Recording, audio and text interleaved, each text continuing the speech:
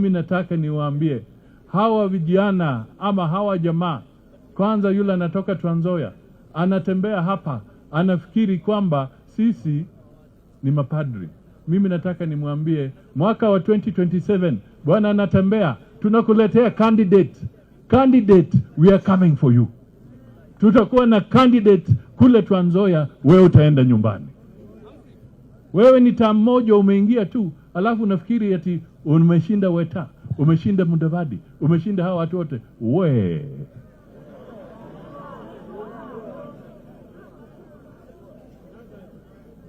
unataka tumunase? Nasa yeye. Nasa hawa. Sisi pia ni wanasiasa. Mtu asifikiri kwamba atakuja kutuchezea kila mara. Sisi tunajua, we are also experienced. We are going to come for you.